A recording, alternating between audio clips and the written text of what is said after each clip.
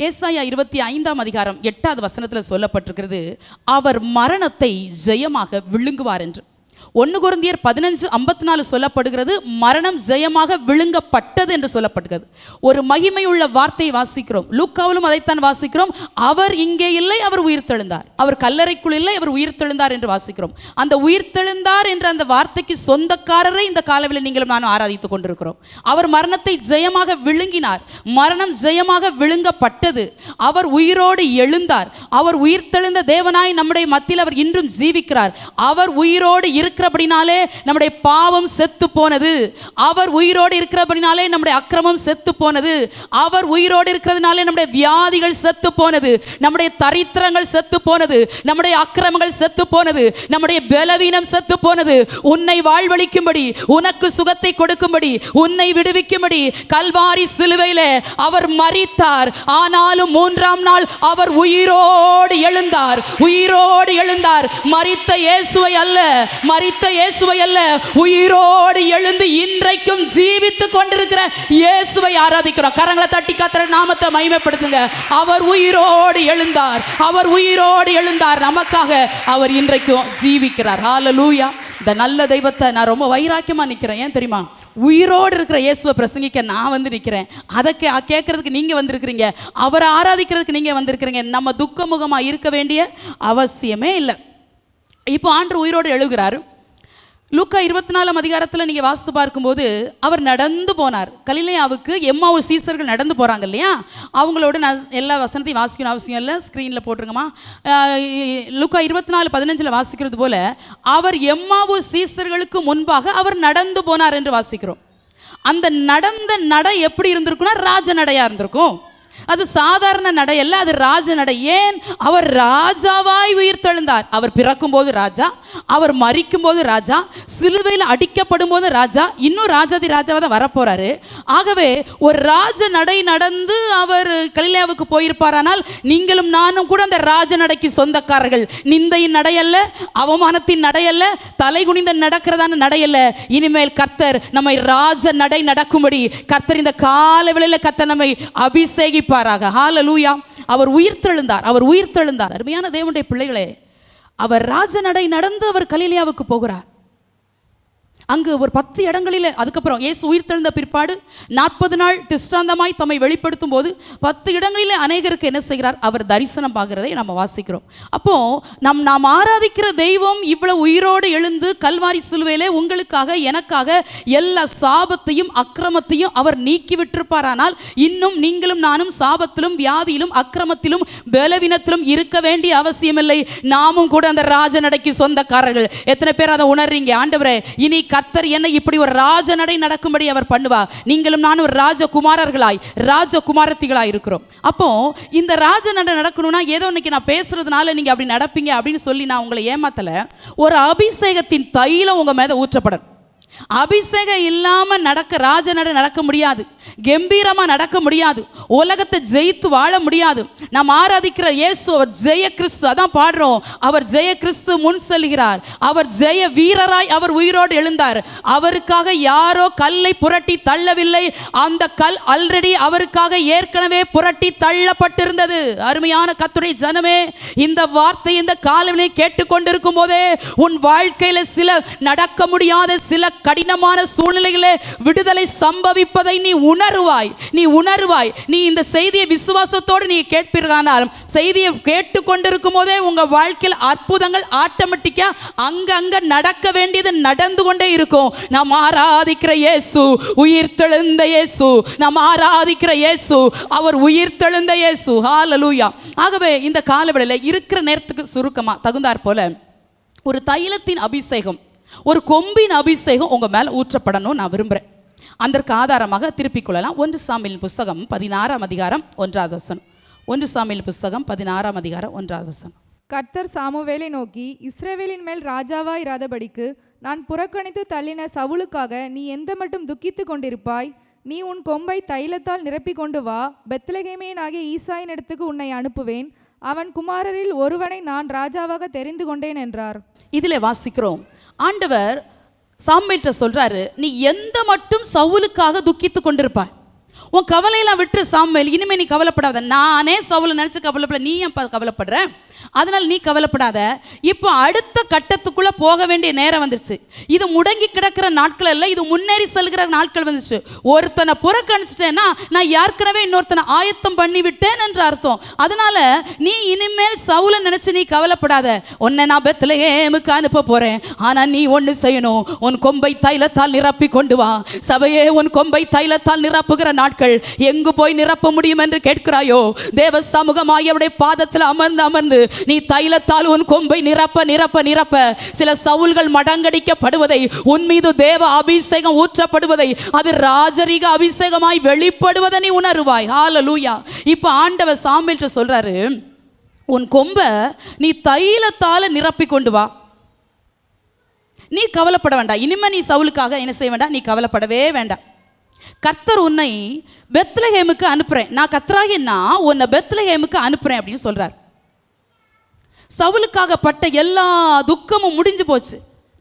கர்த்தருடைய பிள்ளையே, உங்களுடைய வாழ்க்கையிலும் துக்கத்தின் நாட்கள் முடிந்து விட்டது. கர்த்தர் ஒரு புதிய அத்தியாயத்துக்குள்ள உங்களை அனுப்ப விரும்புகிறார். இனி பெருக்கத்தின் நாட்கள், இனி விசாலத்தின் நாட்கள், இனி மேன்மையின் நாட்கள், இனி உன்னதங்களில் பறக்கிற நாட்கள், கழுகை போல செட்டைகளை அடித்து எழும்புகிற நாட்கள். ஏன் தெரியுமா? 31 நாட்கள் நம்மால் முடிந்த அளவுக்கு நம்முடைய பலனை கொடுத்து தேவ சமூகத்தில் ஜெபிச்சிருக்கிறோம், போராடி இருக்கிறோம். ஆகவே ஆண்டவர் இனி வருகிற நாட்களிலே ஒரு மகா பெருக்கத்தையும் ஒரு விஸ்தாரத்தையும் கர்த்தர் நம்முடைய சபையில மாத்திரமல்ல உங்க வாழ்க்கையிலே கர்த்தர் தருவாராக. ஆகவே ஆண்டவர் இந்த சாமுவேலை அனுப்புறதுக்கு காரணம் என்னன்னா, இனி ஒரு தாவீதை நான் எழும்ப பண்ணுவேன். என்னுடைய சிந்தை, என்னுடைய நோக்கமெல்லாம் இப்போ தாவீதின் மேலே எனக்கு திருப்பப்பட்டாயிற்று. இனி எனக்கு சவுல் ஒரு மேட்ரு இல்லை, அவன் மேட்ரு முடிஞ்சிட்டு, அவன் க்ளோஸ்டு, அவன் சாப்டரே க்ளோஸ்டு. ஏதோ அவன் மேலே வச்ச தயவுனால, இரக்கத்தினால ஒரு 40 வருஷம் ஒரு பொம்மை மாதிரி நீ ராஜாவா இருப்பான்னு அவரை உட்கார வச்சிருக்கிறாரு. ஆனால் ஆண்டவருடைய கண்கள் இப்போ தாவீதின் மேல் நோக்கமாகிவிட்டது. அருமையான கர்த்தருடைய பிள்ளைகளே, 1 சாமுவேல் 9 வாசிக்கும் போது சவுலின் அபிஷேகத்தை வாசிக்கிறோம். 1 சாமுவேல் 16 வாசிக்கும் போது தாவீதின் அபிஷேகத்தை வாசிக்கிறோம். சவுலின் அபிஷேகத்துக்கும் வித்தியாசம் உண்டு, தாவீதின் அபிஷேகத்துக்கும் வித்தியாசம் உண்டு. சவுலின் அபிஷேகம் எப்படிப்பட்டது? தைல குப்பியின் அபிஷேகம். ஆனா இங்கு ஆண்டவர் தாவீதை அபிஷேகிக்கிற அபிஷேகம் எப்படின்னா, தைல கொம்பினால் அபிஷேகிக்கிறார். அப்படின்னா நீங்க என்ன கொம்புனா என்னன்னு கேட்பீங்க. அந்த நாட்களில் மிருகத்துடைய கொம்புகளை என்ன செஞ்சிருக்கிறாங்க, பயன்படுத்தி இருக்கிறாங்க. இந்த கொம்புகளில் தைலத்தை அப்பந்தான் நிரப்பி அபிஷேகிப்பாங்களாம். இந்த ஃப்ளாஸ்கில் ஊற்றுவாங்கன்னு சொல்ல தைல குப்பியின் அபிஷேகம். இது வந்து ஆல்ரெடி ஊற்றப்பட்டு இருக்கும், யாருக்கு வேணாலும் ஊற்றிட்டே போவாங்க, அது எப்போவுமே ஃபில்லாக தான் இருக்கும். ஆனால் இந்த கொம்பின் அபிஷேகம் அப்படி அல்ல. இந்த கொம்புக்குள்ளே, அது மிருகத்தினுடைய கொம்பு பார்த்தீங்களா, அதனால் உள்ள சிலர் ஃபங்கஸ்லாம் வந்துருமா, பூஞ்சைகள். அதனால் இதை சுத்தம் பண்ணுறதுக்காக நல்லா இதை உப்பு தண்ணீர் வச்சு நல்லா சுத்தம் பண்ணிட்டு இதில் அப்பந்தான் எண்ணெயை ஊற்றி வைப்பாங்களாம். இது தாவீதுக்காக புது எண்ணெயின் அபிஷேகத்தை தேவன் சாமுவேல்ட்ட ஊற்ற சொல்றார். இது தாவீதுக்கு சவுல மாதிரி அபிஷேகிச்சிடாத, அவனுக்கு தைல குப்பியின் அபிஷேகம். ஆனா இப்ப தாவீதுக்கு தைல கொம்பின் அபிஷேகம். அதனால இப்ப நீ புதுசா ஊத்திட்டு நீ பெத்லகேமுக்கு போ அப்படிங்கிறாரு.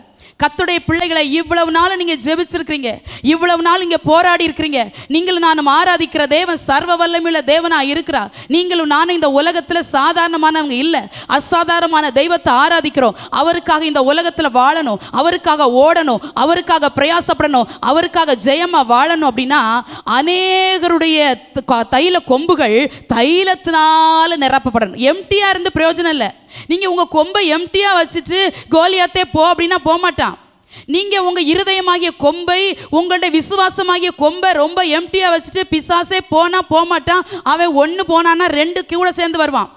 ஆனா நீங்கள் உங்கள் கொம்பை தைலத்தால் அபிஷேகிக்கும் போது, தைலத்தால் நிரப்பிக் கொள்ளும் போது, எங்க போய் நிரப்ப முடியும்? கடையில் போய் அல்ல, ஜண்டுபாம் அல்ல, அயோடெக்ஸ் அல்ல, தலைவலி தைலத்தை ஒன்று பேசிட்டு இருக்கல, அபிஷேகத்தின் தைலத்தை உங்களோடு பேசி கொண்டு இருக்கிறேன். அந்த அபிஷேகத்தின் தைலத்தால் உங்கள் கொம்பு நிரப்பப்படும் போது, பெத்லகேமுக்கு வா தேவ பிள்ளையே. நீ எரிகோவில் நடந்து திரிந்தது போதும், நீ எரிகோவில் கள்ளர் கையில் நீ அகப்பட்டது போதும். நீ இருக்க வேண்டிய இடம் பெத்லகேம். கீலேயாத்துக்கு போ, அங்கே பிசின் தைலம் வாங்கு என்று எரேமியா 8ஆம் அதிகாரத்தில் சொல்லுகிறான். கீலேயாத்திற்கு ஓடிவா, தேவ சமூகத்துக்கு ஓடிவா, ராஜ சமூகத்தில் இடத்துல காத்துரு. அங்கே உனக்காக வடிந்து கொண்டிருக்கிற அந்த தைலத்தை உன் கொம்பில நிரப்பிக்கொள். அருமையான கர்த்தருடைய பிள்ளையே, இந்த காலவேளை தேவ சமூகத்தில் உட்கார்ந்து கொண்டிருக்கிறாயோ, வெறுமையாய் வந்து விட்டேன் என்று நினைக்கிறாயோ, எனக்காய் பரிந்து பேச யாரும் இல்லை நினைக்கிறாயோ, உனக்காக ஊற்றப்படுகிற ஒரு அபிஷேகத்தின் தைலம், உனக்காக ஊற்றப்படுகிற அபிஷேகத்தின் தைலம். நம்பிக்கையோடு பெத்லகேமுக்கு வந்திருக்கிறாய் அல்லவா, நம்பிக்கையோடு கீழையாத்துக்கு வந்திருக்கிறாய் அல்லவா. ஓ, அந்த தைலத்தை நிரப்புகிற நேரம் இது. ரீபாலா கதான மன சந்தா. அப்படியே 2 நிமிஷம் கரங்களை தட்டி கத்தரை ஸ்தோத்திரிக்கலாம். ரீகதான மல ரகதன சந்த ரகதனரியா ரேகத்தான். அநேகருடைய தைல கொம்புகள் நிரப்பப்படுகிறது. எம்டியா இருந்த சில கொம்புகள்ல அபிஷேகத்தின் தைலம் ஊற்றப்படுகிறது. அது தைல குப்பியின் அபிஷேகம் அல்ல, அது கொம்பின் அபிஷேகம். ரபல கதர ரத ரக சந்த ரகதன ரியலதரா ரிபபாவல பௌரகதன மௌஷந்த ரகதன ரியாலரதன மரியாலரபா. ஆவியானவரே மை ஸ்தோத்திரிக்கிறோம், ஆவியானவரே மை ஸ்தோத்திரிக்கிறோம். ஹல்லேலூயா. ஆகவே ஆண்டவர் இது எதுக்கு சாமுவேல்ட்ட அப்படி சொல்றாருன்னா, இனி தேசத்தை நான் நெக்ஸ்ட் லெவல் கொண்டு போகிறேன். இனி இஸ்ரவேல் தேசம் சவுலை நம்பி அல்ல, அது தாவீதுடைய கையில் விடப்பட போகுது. ஆனால் அதுக்கு நாள் இருக்குது, நிறைய நாள் இருக்குது, வருஷங்கள்லாம் இருக்குது. ஆனால் அதுக்காக சாமுவேல் நீ வெயிட் பண்ணாத. தாவீது ராஜாவாகும் போது நீ உயிரோடு இருப்பியோ இல்லமோ, அதனால நான் சொல்ற வேலையை எப்பவுமே நீ செஞ்சு முடிச்சிரு. நீ உன் கொம்பை தைலத்தால் நிரப்பிக்கொண்டு நீ துக்கமா இருக்காத, இனி அழாத, நீ வருத்தப்படாத, இனி கண்ணீர் வடிக்காத, இனி சோர்ந்து போகாத, அசம்பந்தமா இருக்காத. எழும்பு சாமுவேலே, நான் உன்னை பெத்லகேமுக்கு அனுப்புறேன். மறுபடியும் கர்த்தருடைய பிள்ளையே, உனக்கு நேராய் கர்த்தருடைய வார்த்தை வருகிறது. உன் துக்கமுகமாய் நீ இருக்க வேண்டிய அவசியம் அல்ல. கர்த்தர் உன்னை ஆனந்த தைலத்தால் அபிஷேக விரும்புகிறா. உன் துக்கம் இன்றோடு முடியட்டும், உன் வருத்தம் இன்றோடு முடியட்டும், உன் கண்ணீர் இன்றோடு முடியட்டும், உன் காயங்கள் இன்றோடு முடியட்டும். ஆண்டவர் உன்னை புது எண்ணெயால தைல கொம்பினால உன்னை அபிஷேக விரும்புகிறார். உன் துக்கத்திற்காக கல்வாரி சிலுவையில் அடிக்கப்பட்டா. யோவான்ல வாசிக்கிறோம், உங்கள் துக்கம் சந்தோஷமாய் மாறும் என்று சொல்லி இருக்கிற தேவனை ஆராதிக்கும் போது இன்னும் நாம் ஏன் துக்கத்திலும் வருத்தத்திலும் வேதனையிலும் கண்ணீரிலும் இருக்க வேண்டும்? இது தைலத்தை நிரப்புகிற நாட்கள். இது உன்னை கர்த்தர் உன்னை அடுத்த கட்டத்துக்கு கொண்டு போகிற நாட்கள். உங்களை மாத்திரமல்ல, சபையும் ஊழியத்தையும் கூட கர்த்தர் நெக்ஸ்ட் லெவலுக்குள்ள கொண்டு போக விரும்புகிறார். இனி யாரெல்லாம் விசுவாசிக்கிறீங்களோ, யாரெல்லாம் இந்த செய்தியோடு இணைந்து கொள்கிறீங்களோ, நிச்சயமாய் பலிபீடத்திலிருந்து சொல்லுகிறேன், உங்கள் வாழ்க்கையில ஒரு பகுதியிலாகிலும் நீங்கள் மாற்றத்தை நீங்கள் காண்பீர்கள். மாற்றத்தை நோக்கி இத்தனை நாட்களும் நாம் பயணித்திருக்கும் போது ஏன் உங்கள் வாழ்க்கையில மாற்றம் வராது? ஏன் உங்கள் வாழ்க்கையில மாற்றம் வராது? பிள்ளைகள் மாறுவார்கள், உன் வியாதி மாறும், உன் சிறையிருப்பு மாறும். இயேசுவின் நாமத்தினால பொல்லாத சத்துருடைய கிரிந்து கர்த்தர் உன்னை இந்த கால விடுவிக்க போகிறார். உன் துக்க முகத்தை மாற்றிக்கொள். இது துக்கமாய் இருக்கிற நேரம் அல்ல. நீ துக்க முகத்தோடு அலைந்து திரிய வேண்டிய அவசியம் அல்ல. இனி நீ தலை குனிந்து நடக்க போறதில்லை. நீ ராஜ நடை நடக்க போகிறா. நீ ராஜ நடை நடக்க போகிறா. அநேகர் உன்னை பார்த்து கேட்பார்கள், உன் நடையில ஒரு வித்தியாசம் இருக்கிறதே, உன் நடையில ஒரு வித்தியாசம் இருக்கிறதே, முந்தி மாறி நீ நடக்கவில்லை என்று கேட்டார். நீ சொல்லு, நான் ஆராதிக்கிற இயேசு உயிரோடு இருக்கிறபடினாலே, நான் ஆராதிக்கிற இயேசு உயிரோடு இருக்கிறபடினாலே அவர் ராஜனடை நடந்திருப்பாரானால் நானும் ராஜனன் நடப்பேன் என்று சொல். ரீபாதாரக தரமன சந்தரே ஹெதனா ரீபலபரபோ துரபலப. ஹல்லேலூயா, ஹல்லேலூயா. ஆவியானவருடைய பிரசன்னத்தை அதிகமாக உணர்கிறேன். ஆண்டவர் இந்த செய்தி முடியும் போது நிச்சயமாய் உங்கள் வாழ்க்கையில ஒரு மாற்றத்தை தருவாராக. நான் முதலே சொல்லிட்டேன், அடுத்த லெவலுக்குள்ள கர்த்தர் நம்மளை கொண்டு போறா. இந்த ஸ்தானம் இல்லை, இந்த ஸ்தானத்தை மறந்துருங்க. இவ்வளோ நாள் அழுதிங்கல்ல, கண்ணீர் வடிச்சிங்கல்ல, புலம்புனீங்கல்ல, எனக்கு யாரும் இல்லைன்னு சொன்னீங்கல்ல, யாருமே உலகத்தில் வேண்டாங்க. நமக்கு அப்பா கூட இருக்கிற. இது என்ன, இதுக்கு மேலே என்ன வேணும்னு கேட்குறீங்க? இதுக்கு மேலே உங்களுக்கு என்ன வேணும்? யார் வேணுமா? உலகத்தில் 1000 பேர் நம்ம பின்னால் நின்னாலும் நம்முடைய வலது பக்கத்தில் அப்பா நின்றுட்டார்னா போதும். அவர் இடது கை நம்ம தலை கீழே வச்சிருக்கிறாராம், வலது கையால் நம்மளை அணைச்சு கொள்கிறாராம். இவ்வளவு நல்ல தெய்வத்தை சேவிக்கிறோம் தெரியுமா? அதுக்காகத்தான் கல்வாரி சிலுவையில் கையையும் காலையும் அடிச்சாங்க தான். ஆனால் என்னைக்கு அவர் அடிபட்டாரா? இயேசுவா தொங்கலையே. சரித்திரம் சொல்லுகிறது, சிலர் என்ன நினைத்தார்களாம், அவர் சிலுவையிலே மரிக்கவில்லை, மயங்கி இருந்தார் என்று. எந்த மதிகேடனோ அப்படி எழுதி வச்சிருக்கிறான். ஒரு செய்தி பார்த்தேன், சிலுவையில் அவர் மரிக்கவில்லையா, மயங்கி இருந்தாராம். அதனால தான் மயக்கம் தெரிஞ்சோன்னே உயிரோடு வந்துட்டாராம். இப்படியெல்லாம் கட்டுக்கதைகளுக்கு நம்பாதீங்க. அவர் மரித்தார், மரித்தார். ஏன் தெரியுமா? என் ஆவி முடிந்தது என்று சொல்லி பிதாவிடத்தில் ஒப்பு கொடுத்தார். அவர் மயங்கிலாம் இல்லை, அவர் மரித்து 3ஆம் நாள் உயிரோடு எழுந்து கலிலாவுக்கு போகும்போது ராஜன் நடந்து போகிறாரு. நீங்கள் நானும் ராஜனை நடக்கணும்னா அபிஷேகம் வேணும். அபிஷேகம் இல்லாமல் சும்மா நான் அப்படி நடந்துருவேன் அப்படின்னு அப்படிலாம் கெத்தெல்லாம் காட்டக்கூடாது. மனசீகத்தில் ராஜனர் நடக்கணும்னா கொம்பின் அபிஷேகம் வேணும். 2 அபிஷேகத்தில் வித்தியாசம் இருக்குது. சவுலை அபிஷேகிச்சது வேற, தாவீதை அபிஷேகிச்சது வேற. சவுலை தைல குப்பினால தான் அபிஷேகிச்சார். அதனால தான் 1 சாமுவேலில் வாசிக்கும் போது 2 சாமுவேல் நினைக்கிறேன் 1ஆம் அதிகாரத்தில் வாசிக்கும் போது சவுல் மறிச்சிடறாரு, கில்போவா மலையில் மறிச்சிடறாரு. தாவீது புலம்பும் போது ஒரு வார்த்தை சொல்லி புலம்புறாரு. நான் அதெல்லாம் சொல்றதுக்கு நேரம் இல்லை. சவுல் தைலத்தால் அபிஷேகம் பண்ணப்படாதவர் போல அவருடைய கேடகம் அவமதிக்கப்பட்டது. அபிஷேகம் பண்ணப்பட்ட சவுலுக்கே அந்த நிலைமை. அவனுடைய கேடகத்தை அவமதிச்சிட்டாங்களா. கில்போவா மலையில் வெட்டுண்டு கிடக்கிறான். இன்னும் சொல்லப்போனா சூசைட் பண்ணிட்டான் சவுல். அதான் உண்மை. அதை மறைச்சு தான் இங்கே சொல்ல வேண்டியிருக்கு. அவன் தன்னுடைய ஈட்டியை நட்டு வச்சு அது மேலே விழுந்துட்டான். சபிக்கப்பட்ட சவுல்கள் இனி தேவனுக்கு தேவையில்லை. ராஜாபிஷேகம் பெற்ற தாவீதை கர்த்தருடைய கண்கள் தேடிக்கொண்டிருக்குது. உங்கள் சந்ததியில் ராஜாபிஷேகம் பெற்ற தாவீதுக்கள் எழும்பட்டும். நான் நினைக்கிறேன் என் சந்ததியில் என் கண்கள் மறைந்த பிற்பாடும் உலகத்தை கலக்குகிற, ராஜ்யத்தை குலுக்குகிற, ராஜ்யத்தை அசைக்கிற அநேக தாவீதுகள் என் சந்ததியில் பிறப்பார்கள் என்று நான் தைரியமாய் தீர்க்கதரிசனமாய் இந்த வார்த்தையை உரைக்கிறேன். ஏன் உங்கள் சந்ததியில் பிறக்கக்கூடாது? சவுல்கள் மேல கண்ணு போக வேண்டாம். தேவ பிள்ளையே, தாவீதை கர்த்தர் அபிஷேகிக்க கர்த்தர் விரும்புகிறார். இப்போ இந்த தைல குப்பி சின்னதாக இருக்குமா, உடையக்கூடியதான். ஆனால் இந்த கொம்பு உடையவே கூட, கீழே போட்டால் கூட உடையாது. இந்த தைலம் எதற்கு அடையாளமாக இருக்கிறது என்றால் ஆவியின் பரிசுக்கு, கிருபைக்கு அடையாளமாக இருக்கிறது. இப்போ ஆண்டவர் சொல்றாரு, உன் கொம்பை தைலத்தால் நிரப்பி கொண்டு வான்னு சொல்றாரு. சரித்திரம் சொல்லுகிறது, தாவீதை, இது உண்மையான்னு எனக்கு தெரியல, தாவீதை ராஜாவாய் இல்லை என்றால் இந்த ராஜரீக அபிஷேகத்தை சாமுவேல் தாவீதுக்கு கொடுக்கும்போது வயசு 10 வயசில் யாராவது இருந்தீங்கன்னா இப்போதே அந்த அபிஷேகத்துக்காக ஜெபிக்கணும். உங்கள் பிள்ளைங்க 10 வயசில் 12 அந்த மாதிரி குட்டி பிள்ளைங்களா இருந்தால் கூட நீங்கள் ஜெபிக்கணும். 10 வயசுலேயே ஆண்டவர் தாவீதை ராஜாவா அபிஷேகம். ஓ, என்ன ஒரு மகிமை பார்த்தீங்களா? அபிஷேகத்துக்கு நிகராக இந்த உலகத்தில் ஒன்றுமே இல்லைங்க. சத்ருவை மேற்கொள்ளலாம், வியாதியை மேற்கொள்ளலாம், பிரச்சனைகளை மேற்கொள்ளலாம். காரணம் என்ன? வேறு ஒன்றும் இல்லை, அபிஷேகம். அபிஷேகத்துக்காக காத்திருந்து ஜெபிங்க உங்க சிரசின் மேல. அதான் வேதம் சொல்லுகிறது, அது ஆரோனுடைய சங்கீதம் 133:2, அது ஆரோனுடைய தலையில ஊற்றப்பட்டதும் அவன் அங்கிகளில் வடிகிறதும், அவன் தாடிகளில் வடிகிறதும் அவன் அங்கிகளில் இறங்குகிறதுமான நல்ல தைலமா அது. அப்போ இந்த ஆரோனுடைய தலையில் ஊற்றப்பட்ட அந்த தைலம் எங்கே வடிஞ்சிச்சு? அவனுடைய சிரசின் மேலே முதல்ல வடிஞ்சிச்சு. அது சிரசில் எதுக்கு அடையாளமாக இருக்குது? சிந்தையெல்லாம் அவருடைய சிந்தையாக கர்த்தர் மாற்றிட்டார்.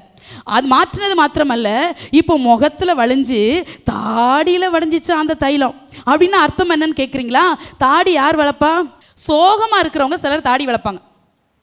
ஆனால் தாடி ஏன் நம்ம கூட சிலர் கேட்போம், என்ன தாடி வளர்த்துட்டு உனக்கு என்ன கவலை அப்படின்னு கேட்போம். அப்போ இந்த தாடி ஒரு நிந்தைக்கு அடையாளமாக இருக்கிறது. நம்முடைய நிந்தையெல்லாம் இந்த அபிஷேகம் மாற்றுகிறது, நம்முடைய தோல்வியெல்லாம் இந்த அபிஷேகம் மாற்றுகிறது. அது ஆரோனுடைய தாடிகளில் வடிகிறதும் அங்கிகளில் இறங்குகிறதுமான நல்ல தைலம். இந்த ஆண்டவர் நிலையங்கி தரித்தவராய் வெளிப்பட்டார், அது ஒரு வெளிப்பாடு. ஆனால் 109ஆம் சங்கீதத்தை நீங்கள் வாசித்து பார்க்கும்போது தாவீது சொல்லுகிறார், அவன் சாபத்தை அங்கியாக போர்த்து கொண்டிருந்தான் என்று எழுதுகிறார். எல்லாத்தையும் சொல்றதுக்கு நேரம் இல்லை, புரிஞ்சுக்கோங்க. சாபத்தை அங்கியாக போர்த்து கொண்டுதான் என்று எழுதுகிறார். அப்போ இந்த அங்கி இன்னொரு விதத்தில் எதுக்கு அடையாளமா இருக்குதுன்னா சாபத்துக்கு அடையாளமா இருக்குது. அப்போ தைலம் ஊற்றப்பட இந்த அபிஷேக தைலம் வார்க்கப்பட நிந்த மட்டும் மாறுறதில்ல, நம்முடைய சாபங்களும் மாற்றப்பட்டு கொண்டே இருக்கிறது. நம்முடைய சாபத்தின் வாழ்க்கை முடிவுக்கு வருகிறது, தோல்விகள் ஜெயமா மாறுகிறது, கண்ணீர்கள் களிப்பாய் மாறுகிறது, பலவீனங்கள் பலனாய் மாறுகிறது. எப்போ தைலம் ஊற்றப்பட தைலமும் சிரசின் மேல வார்க்கப்பட கர்த்தர் உன்னை மாற்றத்துக்குள்ள கொண்டு போகிற நாட்கள் வரும். என்றைக்கும் அழுது கொண்டிருக்கிறாயோ, என்றைக்கும் மனம் குமுறி கொண்டிருக்கிறாயோ, என்றைக்கும் உன் மனம் பதட்டப்பட்டு கொண்டே இருக்கிறதோ, தைரியமாய் தேவ சமூகத்தில் ஒரு வார்த்தை சொல்லுகிறேன், இந்த தைலத்தால் உன்னை நிரப்பிக்கொள். கீழையாத்துல உட்கார்ந்து இருக்கிறாய் அல்லவோ, பெத்லகேமில் உட்கார்ந்து இருக்கிறாய் அல்லவோ, இங்கே நீ தைலத்தை நிரப்பிக் கொள்ளாவிட்டால் உலகத்துக்குள்ள போய் இந்த தைலத்தை நீ நிரப்பிக் கொள்ள முடியாது. உன் தைலத்தை உன் தைல கொம்பை நிரப்புகிற நேரம் இது. இனி உலகத்தில் நம்ம வாழ்கிற வாழ்க்கை ஒரு வித்தியாசமா இருக்கணும். நம்ம வாழ்கிற வாழ்க்கை சத்ருவை பாதிக்கணும். சத்ருவை பாதிக்கிற மாதிரி வாழ்றீங்களா? இல்லவே இல்லை. நீங்க தானே சத்ருக்கு பயந்து அழுதுட்டு இருக்கிறீங்க, அப்புறம் எப்படி சத்ருவை பாதிக்கும்? உங்களுக்கு விரோதமா ஒன்று என்ன, 1000 எலுமிச்சம்பழத்தை கொண்டு உங்க வீட்டு முன்னால வச்சா கூட பயப்படக்கூடாது. ஒரு 2 மாதத்துக்கு முந்தைய ஒரு கணவன் மனைவி சோகமாக இருந்தாங்க. அப்போ அவங்ககிட்ட கேட்டேன், என்ன சோகமாக இருக்கிறீங்க? அம்மா அதை ஏன் கேட்குறீங்க, 2 நாள் தூக்கம் இல்லை அப்படின்னா. எதுக்கு தூக்கம் இல்லை அப்படின்னா, எலுமிச்சம்பழத்தை வச்சவே சும்மாவாது வச்சிருக்க கூடாதாம்மா, குங்குமத்தை தடவி தான் வைக்கணுமா. அதுவும் நாங்கள் காம்பவுண்ட் வீட்டில் இருக்கிறோம், 4-5 வீடு இருக்குது. எங்கள் வீட்டு முன்னாலேயாமா வைக்கணும்? என் பக்கத்து வீட்டில் இருக்காங்க, இங்கே இருக்காங்க, அவங்க வீட்டிலலாம் வைக்காம ஒன்னைத்தானே கர்த்தர் நேசிக்கிறார். அப்போ உனக்கு தானே சத்துருக்கள் பெருகுவாங்க. அவர் என் தலையை எண்ணெயால் அபிஷேகம் பண்ணுகிறார், சத்துருக்கள் முன்பதாக எனக்கு ஒரு பந்தி ஆயத்தமாக இருக்கிறது. நம்ம கர்த்தர் கூட இருக்கிறாங்கிறதுக்கு என்ன அடையாளம் தெரியுமா? சத்துருக்கள் பெருகுவார்கள். கர்த்தருடைய பிள்ளைகளே, சத்துருக்கள் பெருகுவது நம்மை பயப்படுத்துவதற்கல்ல, கர்த்தர் நம்மோடு இருக்கிறார் என்பதற்கு அடையாளம். சத்துரு பெருக பெருக பந்தி விசாலமாயிட்டே இருக்கும், பந்தி விசாலமாகும். அது உங்களுக்கு நல்ல அடையாளம். நீங்கள் உங்கள் வாழ்க்கையில் சத்துருக்கள் பெருகிறத பார்த்து நீங்கள் பயப்படவே கூடாது. இப்போ 10 வயசில் ராஜாவாய் ஆண்டவர் ராஜரிக அபிஷேகத்தை தாவீது மேலே ஊற்றிட்டார். ஆண்டவர் அபிஷேகத்தை ஊற்றுவதற்கு வயதோ உங்களுடைய சூழ்நிலைகளோ உங்களுடைய திறமைகளோ ஒரு சொல்யூஷன் காரணமே இல்லை. உங்களுக்கு தாகம் இருந்தால் போதும், கர்த்தருடைய கண்கள் உங்கள் மேலே ஊற்றப்பட்டால் போதும், எந்த சூழ்நிலையிலும் கர்த்தர் உங்களை அபிஷேகிப்பார். வயிற்றில் இருக்கும்போதே யோவான் அபிஷேகம் பெற்றாராம். எலிசபெத் அம்மா வயிற்றில் இருக்கும்போதே ஆண்டவர் அபிஷேகிச்சாராம். அருமையான தேவனுடைய பிள்ளைகளே, வைராக்கியத்தோடு இந்த செய்தியை பகிர்ந்து கொள்கிறேன். உலகத்தில் வாழ்கிற நாட்கள் கொஞ்ச நாட்கள். உங்களுக்கு எதுக்கு செய்கிறதுக்கு நேரம் இருக்கோ நேரம் இல்லையோ தெரியல, ஆனால் அப்பாவை மறந்துடாதீங்க, அப்பாவை மறந்துடாதீங்க, அப்பாவை மறந்துட்டு ஓடாதீங்க. உங்களுக்காக அடிக்கப்பட்ட அந்த கல்வாரி காயங்களை என்னைக்கும் மறந்துடாதீங்க. அவர் உயிரோடு எழுந்தார் தான். ஆனால் ஏன் காயங்களை நினைக்கணும்னு சொல்கிறேன் தெரியுமா? நீங்கள் காயங்களை நினைவு கூறலைன்னா அவருடைய அன்பை விட்டு நீங்கள் தூரமாக போயிடுவீங்க. என்மேல் பறந்த கொடி நேசமே, அந்த வரியை உணர்ந்து பாடினீங்களா? இன்னைக்கு ஒரு கொடி என் மேல் பறக்க விடப்பட்டிருக்கிறது. அது அன்பின் கொடி, அது நேசத்தின் கொடி, அது அபிஷேகத்தின் கொடி, அது வைராக்கியத்தின் கொடி, அது ஜெபக்கொடி, அது விசுவாசத்தின் கொடி. அந்த கொடி பறக்கிறவங்க சும்மா நிற்கவே மாட்டாங்கங்க. அவங்க கையும் காலம் சும்மா இருக்காது, ஏதாவது ஒன்று தேவனுக்காக செய்யணும்னு நினைப்பாங்க. சபையில் அவங்க ஆராதிக்கிற விதம் வித்தியாசமாக இருக்கும். 2 கரங்களை விரித்தவர்களாய், உயர்த்தினவர்களாய், கூப்பினவர்களாய், ஏந்தினவர்களாய், எப்படி எப்படி ராஜ சமூகத்தில் ஆராதிக்க முடியுமோ அப்படி எப்படி நீங்கள் ஆராதிக்கணும். இப்போ உங்களுக்கு வயசு ரொம்ப ஆயிருக்கலாம், ஆனால் தாவீதை 10 வயசில் அபிஷேகிச்சாரே. எனக்கு 50 ஆயிடுச்சு, எனக்கு 60 ஆயிடுச்சு, எனக்கு 70 ஆயிடுச்சு, நான் கல்லறைக்கு சேர போகிற நாள் வரும்னு நீங்கள் நினைக்கிறீங்களா? இல்லை இல்லை. லூக்கா 2ஆம் அதிகாரத்தை இன்னொரு நாள் உங்களோட பிரசங்கிக்கிறேன். முதிர் வயது உள்ளவர்களை பற்றியே அந்த அதிகாரம் எழுதப்பட்டிருக்கும். சிமியோன் சொல்லுகிறான், ஆலயத்துக்குள்ளே போய் நிற்கிறாரு. அப்போதான் இயேசுவை 8ஆவது நாள் விருத்த சேதனம் பண்ணும்படி நியாயப்பிரமாணத்தின் முறைமையின்படி கொண்டு வந்திருக்கிறாங்க. வேதம் தெளிவாய் சொல்லுகிறது, அவன் அவரை கைகளில் ஏந்தி கொண்டு, அவன் அவரை கைகளில் ஏந்தி கொண்டு. அருமையான கர்த்தருடைய பிள்ளையே, அந்த வார்த்தை எவ்வளவு மகிமையாய் பதிவு பண்ணப்பட்டிருக்கிறது. வயதான தாயாய் இருக்கலாம், வயதான தகப்பனாய் இருக்கலாம், அபிஷேகத்தை குறைச்சு மதிப்பிடாதீங்க. நீங்க வாலிப நாட்களில் பெற்ற அபிஷேகத்தை புதுப்பித்துக் கொள்ளுங்க. கல்லறைக்குள்ள வைக்க போகும்போது கூட உங்களுக்கு சுய நினைவு இருக்கும். ஆனால் நீங்க அந்நிய பாஷை பேசிட்டு தான் கண்ணை மூடணும். எனக்கெல்லாம் அப்படி ஒரு வைராக்கியம். அந்நிய பாஷை பேசாமல் எனக்கு எங்கே நின்னாலும் பேசுவேன். அது ஜவுளி கடையாக இருந்தாலும் பேசுவேன், மார்க்கெட்டாக இருந்தாலும் பேசுவேன், ஹாஸ்பிட்டலாக இருந்தாலும் பேசுவேன். அந்நிய பாஷை பேசாமல் என்னால். அதனால பாட்டு பாடும்போது கூட இடையில அந்நிய பாஷை வந்துட்டே இருக்கிற காரணம் என்ன தெரியுமா? உள்ள அப்பா ஒரு அபிஷேகத்தை ஊற்றிட்டாரு. இந்த ஊற்றுனது இப்போ பெருகிக்கிட்டே இருக்குது. ஊற்றின இப்போ நிரம்பி வழிகிற நாட்களுக்குள்ள கர்த்தர் நடத்துறாரு. அதை நான் நல்லா உணர்றேன். அப்போ நிரம்பி வழியும் போது என்னால் அந்த அபிஷேகத்தை கட்டுப்படுத்த முடியாது. நான் அதை உங்களையும் சொல்கிறேன், கர்த்தர் உங்களை அடுத்த நிலைமைக்கு கர்த்தர் உங்களை கொண்டு போக விரும்புகிறார். இப்போ சவுளுடைய அபிஷேகம் வேறன்னு சொன்னேன், தாவீதுடைய அபிஷேகம் வேறன்னு சொன்னேன். சவுலை எப்படி அபிஷேகிச்சார்னா, அவன் கழுதையை தேட வந்தான், அதனால அபிஷேகிச்சிட்டார். ஆனால் தேடி வந்ததுனால அவனுக்கு அபிஷேகம் கிடைச்சிச்சு. ஆனால் தாவீதை சொல்றாரு, நீ சாமுவேல்கிட்ட சொல்றாரு, தாவீதுக்கு நீ தேடி போய் அபிஷேகங்கிறார். உங்களுக்கு எது வேணும்னு கேட்குறீங்க? நான் தேடி வந்ததுனால என்னை ஊற்றணும்னு நினைக்கிறீங்களா, இல்லை அவரே என்னை தேடி வந்து அபிஷேகம் ஊற்றணும்னு நினைக்கிறீங்களான்னு உங்களுக்கு தெரியல. உங்கள் விருப்பத்துக்கு தகுந்தார் போல. எனக்கு தெரியும், அவர் என்னை தேடி வந்து என்னை அபிஷேகிச்சார், என்னை தேடி வந்து ஊழியத்துக்கு கூப்பிட்டார், என்னை தேடி வந்து என்னை வேறு பிரிச்சார். இப்போ சவுலை எப்படி அபிஷேகிக்கிறாங்கன்னா, பட்டணத்திற்கு வெளியே கொண்டு போய் அபிஷேகிக்கிறார் சாமுவேல். அவன் கூட ஒருத்தன் வாரான். இவன் சொல்கிறான், கழுதையே காண, நம்ம வீட்டுக்கு போவோம், எங்கள் அப்பா வேற ரொம்ப சோகமாக இருப்பார், கழுதையை தொலைஞ்சு போச்சு, இனி கழுதைக்காக கவலைப்படுறதை விட்டுட்டு அப்பா என் மேலே கவலைப்பட்டுருவா, நம்ம வீட்டுக்கு போவோங்கிறான். ஆனாலும் ஒரு வார்த்தை மறைமுகமாக சொல்லியிருப்பானா என்னமத்தில், சவுல் பொல்லாதவன், அஞ்சனம் பார்க்குறவன், குறி சொல்கிறவன், ஜோசியம் பார்க்குறவன். இங்கே எவனா ஜோசியக்காரர் இருந்தால் கேளு, இந்த வெத்திலையில் மைதடவி பார்க்குறவன் இருந்தால் கேளு, பார்வை பார்க்குறவன் இருந்தால் கேளுன்னு சொன்னானோ என்னமோ தெரியல. அந்த நல்ல வேலைக்காரன் சொல்கிறான், ஐயா இங்கே ஒரு மனுஷன் இருக்கிறான் ஐயா, அவன் ஞான திருஷ்டிக்காரன், அவற்றை போனாருன்னா நம்ம கழுத மட்டுங்கள்ல நமக்கு வழியையும் அவர் தெரிவிப்பார்னு சொல்கிறான். அப்பவும் இந்த சவுலுக்கு போக மனசு வரல, 2 கட்டான் சவுல் பார்த்தீங்களா, அதனால போக மனசு சொல்கிறான், காணிக்க இல்லாமல் எப்படி போவேன்பா. ஒரு சகோதரி இப்படியே சொன்னாங்க, போன வாரம் நம்ம ஆராதனைக்கு வரலமா, காணிக்க இல்லைம்மா. நாங்கள் அருமையான கர்த்தருடைய பிள்ளைய, காணிக்க ஒரு மேட்டரே கிடையாது, காணிக்க ஒரு விஷயமே கிடையாது. நீங்களும் நானும் ஆராதிக்கிறவர் ஐஸ்வர்ய சம்பன்னராக இருக்கிறாரு. நம்ம போடுற 100 ரூபாயிலையோ 10 ரூபாயிலோ அவர் சிரிச்சுக்கிட்டு பார்த்துட்டு இருக்கிறதுல அவருக்கு உன் உள்ள மட்டும்தான் மேட்ரு, உன் இருதயம் மட்டும்தான் அவருக்கு விஷயம். அதனால காணிக்க இல்லை, அதனால சர்ச்சுக்கு வராமல் அப்படி சொல்லக்கூடாது, அது தவறு. அப்போ இவன் சொல்கிறான், காணிக்க இல்லாமல் சாமுவேல் எப்படி போய் பார்க்க முடியுங்கிறான். அந்த நல்ல வேலைக்காரனை பாருங்க, என் கையில் 1/4 சேக்கல் வெள்ளி இருக்கிறது. வேலைக்காரங்களை கூட சாதாரணமாக நினைக்க முடியலங்க, வேதத்தில் வருகிற வேலைக்காரங்களை. அவன் சொல்கிற கையில் 1/4 சேக்கல் வெள்ளி இருக்குது, இதை கொண்டு கொடுத்துட்டு ஊழியக்காரனை பார்க்குறதுக்கு வெறுங்கையாக போகக்கூடாதுங்கிற நல்ல எண்ணம் அந்த வேலைக்காரனுக்கு இருந்திருக்குது. அப்படி சொல்லி அவன் கேட்குறான். கர்த்தர் போன இடத்துல அபிஷேகிக்கிறாரு. ஆனால் ஒன்று, பட்டணத்துக்கு வெளியே போய் அபிஷேகிக்கிறார். மேட்டில் அவங்க ஏறுறாங்க. மேட்டில் ஏறும்போது ஆண்டவர் சாமுவேல்கிட்ட சொல்கிறாரு, அவன் கூட இருக்கிற வேலைக்காரனை அனுப்பிடுங்கிறார். இப்போ சவுலை அபிஷேகித்தது மறைமுகமான அபிஷேகம், யாருக்குமே தெரியாது சவுல் அபிஷேகிச்சது. அதனால தான் அவன் பாருங்க, ராஜாவா தெரிந்தெடுக்கும் போது கூட தளவாடங்களின் பின்னால் போய் ஒளிஞ்சுக்கிட்டான். அவனுக்கு அந்த அபிஷேகத்தில் விருப்பம் இல்லை, அந்த அபிஷேகத்தின் மேன்மை அவனுக்கு தெரியல. நம்ம கழுதையை தேட போன பிள்ளைய போய் இப்படி கழுதைக்கு வந்த வாழ்வான்னு சொல்லி அவனால் புரிந்து கொள்ள முடியலை.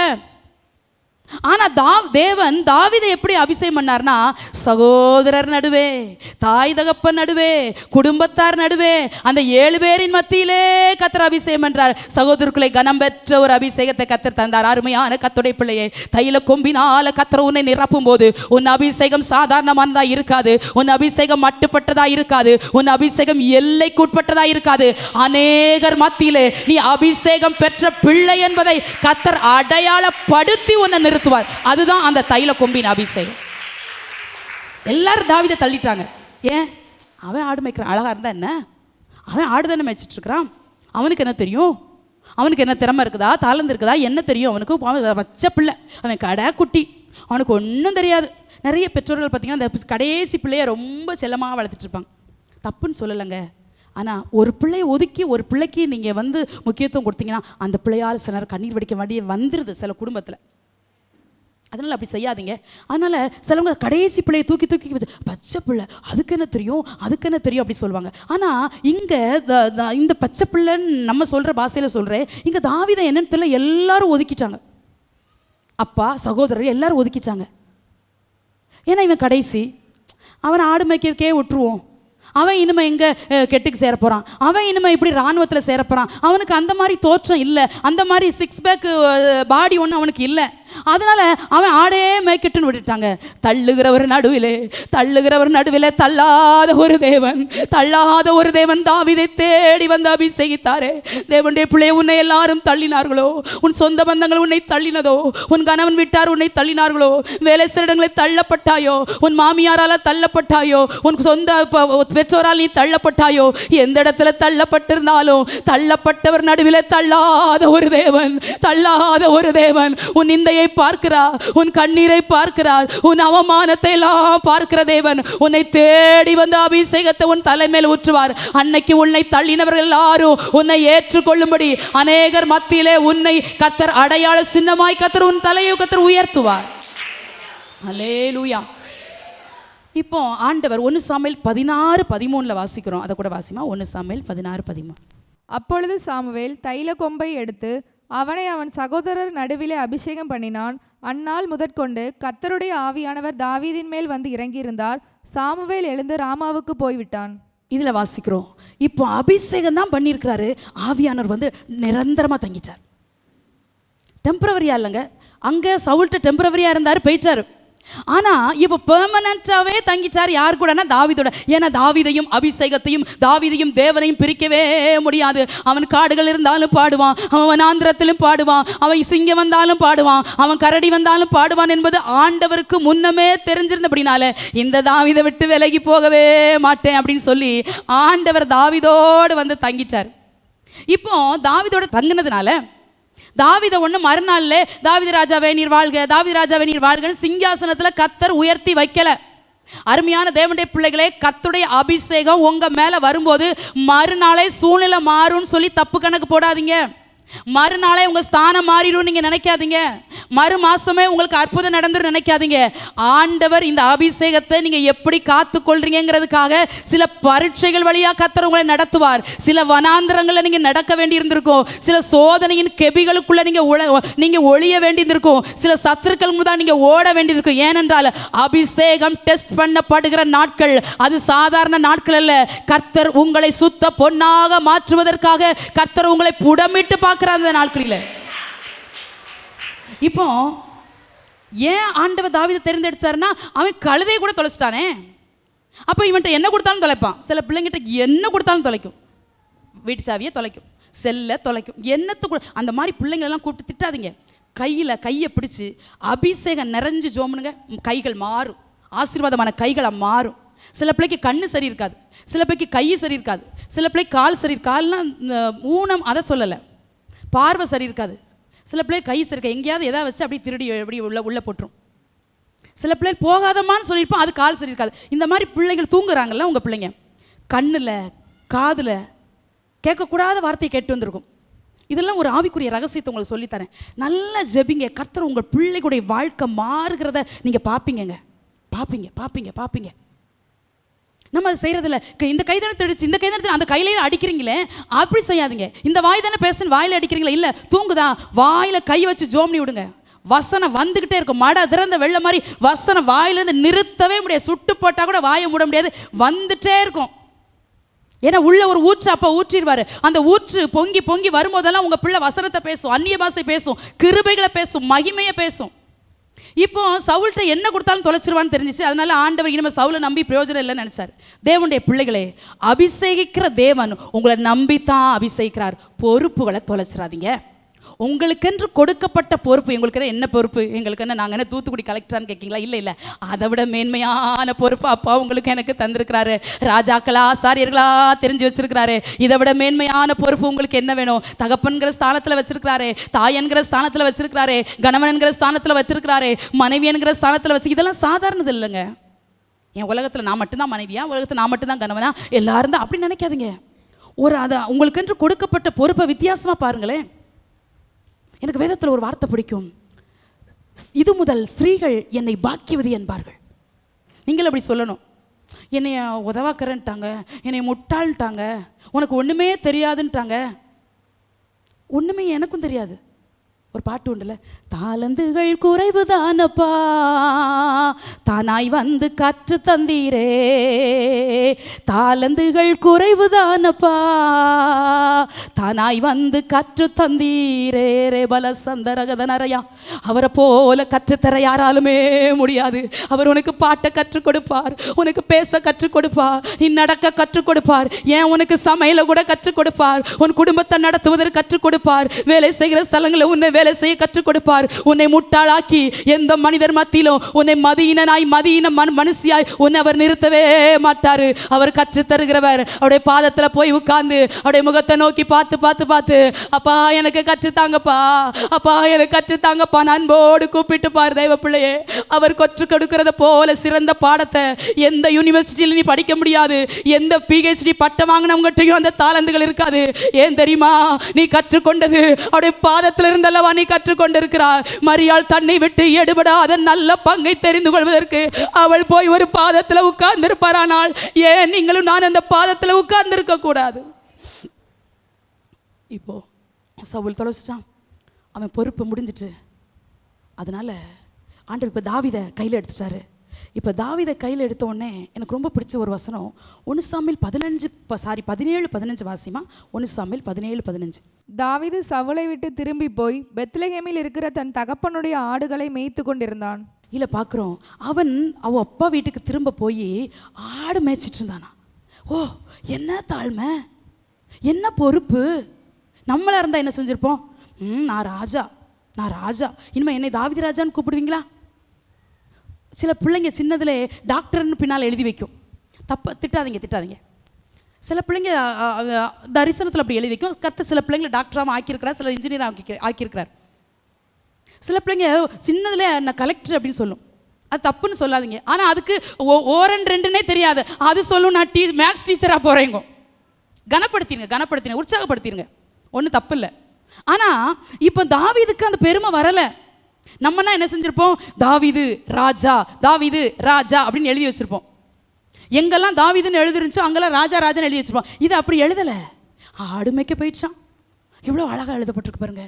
பொறுப்பை விடல, தாழ்மையை விடல, தரிசனத்தை விடல, தகப்பனுக்கு ஊழியம் செஞ்சதை விடல. தேவ பிள்ளைகளே, கர்த்தர் உங்க மேல சில விலையேற பெற்ற அபிஷேகத்தை ஊற்றலாம். அதுக்காக பொறுப்பை விட்டுட்டு ஓடிடாதீங்க.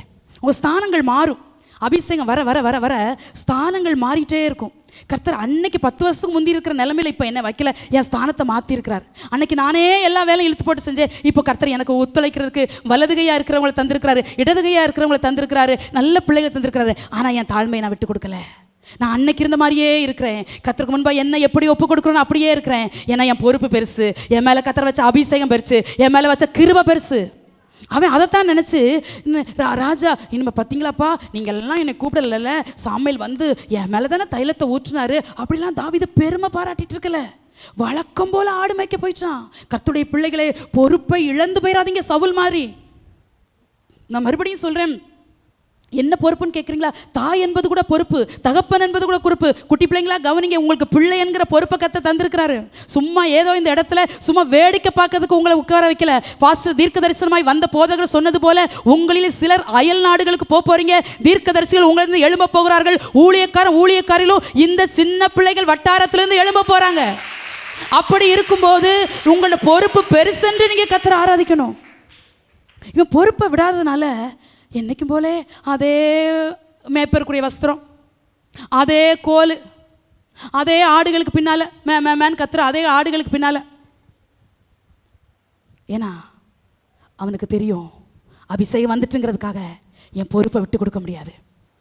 அருமையான கர்த்தருடைய பிள்ளைகளே, அபிஷேகம் கூட கூட கூட கூட கூட பொறுப்பு கூடிக்கிட்டே இருக்கும், கூடிக்கிட்டே இருக்கும். உனக்கு தாளந்துகள் வர வர உனக்கு தரிசனங்கள் பெருகிக்கிட்டே இருக்கணும். அவன் என்னைக்கும் போல ஆடு மேய்ச்சான். ஆடுகளுக்கு பின்பா போகிறத அவன் அவமானமாக நினைக்கல. சவுல் அவமானமாக நினைச்சானோ என்னமோ தெரியல, இவன்ட்ட நம்ம கழுதைவே தொலைச்சிட்டான். இப்போ ராஜ பொறுப்பையும் அவன் தொலைச்சி தான் நிற்கிறான், சும்மா தான் இருக்கிறான். எனக்கு அதுக்குள்ளேயும் அவனுக்கு பொல்லாத ஆவி வேற வந்துச்சு, எக்ஸ்ட்ரா ஒரு குவாலிஃபிகேஷன் வேற இப்போ சவுலுக்கு வந்துட்டு. இப்போ சவுல் ராஜா இல்லை, நம்ம பாஷையில் சொல்லலாம் சவுல் பேய் பிடிச்சு ஆடிக்கிட்டு இருக்கான். அப்படி யாராவது வேப்பங்குலை கொண்டு வர மாட்டாங்களா அப்படின்னு நினைச்சானே என்னமோ ஆடிக்கிட்டு இருக்கிறான் சவுல். அதனால தான் ஒரு தாவீது தேவைப்பட்டது. அருமையான கர்த்தருடைய பிள்ளைகளே, பொறுப்பை நிறைவேற்றுங்க. எது வரைக்கும் கேட்குறீங்களா? மரணம் நம்ம பிரிக்கிற வரைக்கும், அவருடைய வருகை வரைக்கும் மனவாட்டியாய சபைக்கு கர்த்தர் அநேக பொறுப்புகளை தந்திருக்கிறார். ஜெபிக்கிற பொறுப்பு நம்ம சார்ந்தது, அநேக ஜனங்களை விடுவிக்கிற பொறுப்பு நம்ம சார்ந்தது, அநேகருக்கு திறப்பில் நிற்க வேண்டிய பொறுப்பு நம்ம சார்ந்தது. இந்த சபையை அடுத்த நிலைமை கொண்டு போகிறது கர்த்தரா இருந்தாலும் அதற்காக பிரயாசப்பட்டு கண்ணீர் வடிக்கிற பொறுப்பு நம்ம சார்ந்தது. அடுத்ததாக பார்த்தீங்கன்னா 1 சாமுவேல் 16:18 வாசிக்கிறோம். நிறைய டேலண்ட் வருது இந்த தாவீதுக்கு, சொல்லாமலே வருது. அவன் காரிய சமர்த்தன், அவன் யுத்த வீரன், அவன் பராக்கிரமசாலி, அவன் சுரமண்டலம் வாசிப்பதில் தேறினவன், கர்த்தர் அவனோடு கூட இருக்கிறார். ஓ, காடுகளில் வளர்ந்த பிள்ளை, அம்மா அப்பாவால் வெறுக்கப்பட்ட பிள்ளை, சரியான சாப்பாடு கூட தாயும் தகப்பனும் கொடுக்கல, சரித்திரம் சொல்லுகிறது. அதனால தான் அவர் சொல்கிறாரு, என் சகோதரர்களுக்குள்ளே நான் வேற்று மனுஷனானேன் என்று சங்கீதத்தில் எழுதுகிறார். கண்ணீரோடு என் உணவை புசித்தேன் என்று எழுதுகிறார். காரணம் என்ன? அவனுக்கு கொடுக்க வேண்டிய மதிப்பு மரியாதை குடும்பத்தில் இல்லை. காடுகளில் வளர்க்கப்பட்ட பிள்ளையா இருந்தாலும் கர்த்தரோடே வளர்க்கப்பட்ட பிள்ளையா இருந்ததுனால அந்த பிள்ளை மேல யுத்தம் செய்ய வேண்டியதெல்லாம் சொல்லி கொடுத்துட்டாராம், சுரமண்டலம் வாசிக்கிறதுக்கெல்லாம் சொல்லி கொடுத்துட்டாராம். சரி, நான் அதெல்லாம் பெருசா சொல்லல, கர்த்தர் அவரோடே கூட இருக்கிறா, கர்த்தர் அவனோடே கூட இருந்தா. இங்க வந்திருக்கிற யாரெல்லாம் விரும்புறீங்க கர்த்தர் என் கூட இருக்கணும், நம்முடைய குடும்பம் கூட நம்மளோடு கடைசி வரை இருக்குமோ இருக்காதோ தெரியாது, ஆனால் உங்களோட என்னோடு கர்த்தர் கூட இருப்பார். ஆனால் எத்தனை வனாந்தரங்களிலும் எத்தனை சிங்க கபிகளிலும் எத்தனை விதமான பள்ளத்தாக்கி அனுபவங்களிலும் நம்மால ஜெயமா நடக்க முடியும். இவ்வளவு திறமைகளும் தாளந்துகளும் எப்படி வந்துச்சு தெரியுமா? அந்த அபிஷேகம் அவனுக்குள்ள கொண்டு வந்துச்சு. அடையாளமே தெரியாதவன் இப்ப அரண்மனையில பேசப்பட்டான். இப்பதான் அரண்மனையில் அவன் பேர் முறையா தாவீது என்கிற பேர் அங்க பேசப்படுகிறது. ஈசாயின் மகன் என்று பேசப்படுகிறது. ரொம்ப ஆச்சரியமா இருந்துச்சு. அவன் பப்ளிக்கானவன் இல்லையே, அவன் பாப்புலரானவன் இல்லையே, அவன் ஃபெமிலியர் பர்சன் இல்லையே, அவன் எப்படி சவுலுடைய அரண்மனையில் பேசப்பட்டான்? அபிஷேகம் ஒன்றுதான் அவனை அடையாளப்படுத்தினது. அபிஷேகத்தில் நிரம்ப நிரம்ப நிரம்ப கர்த்தர் உங்களை அடையாளப்படுத்துகிற நாட்கள் வரும். உங்கள் தெருவில் நுழைஞ்சாலே இந்த வீடா அப்படின்னு சொல்லி கேட்குற அளவுக்கு சில உன்னதமான அடையாளங்களை கர்த்தர் உங்கள் வீடுகளின் மேலே, உங்கள் சிரசின் மேலே, உங்கள் பிள்ளைகளின் மேலே கர்த்தர் போடட்டும். அதற்கு அஸ்திபாரம் அபிஷேகம். அபிஷேகத்தை மட்டும் விட்டுறாதீங்க. சும்மா ஏதோ வந்தோம் உட்காந்தோம் பாட்டு படித்தோம் போனோம் அப்படி இருக்கக்கூடாது. இனிமேல் நாளையிலேருந்து போகிறீங்களா 1ஆம் தேதிக்கு வேலைக்கு போவீங்களா, ராஜ நட போட்டு போகணும், கம்பீரமாக போங்க. நீங்கள் சாதாரண வேலை கூட பார்க்கலாம், தூக்கலாம், பெருக்கலாம், எதுனாலும் செய்யலாம் உங்களுக்கு கொடுக்கப்பட்ட உங்கள் கம்பெனியில். ஆனால் தேவன் எனக்கு தந்த பொறுப்பை உண்மையாக நிறைவேற்றுவேன். நான் நடந்து வரும்போது என் தேவன் என்னோடு நடந்து வருகிறார். அவர் ராஜ நடந்தார்னா நானும் ராஜ நடப்பேன் அப்படின்னு சொல்லி அந்த அபிஷேகத்தோடு அந்த கிருபையோடு இணைஞ்சு கொள்ளிங்கன்னா அடையாளமே தெரியாத உங்களையும் உங்கள் குடும்பத்தையும் தேவன் அடையாளப்படுத்துகிற நாள் வரும்.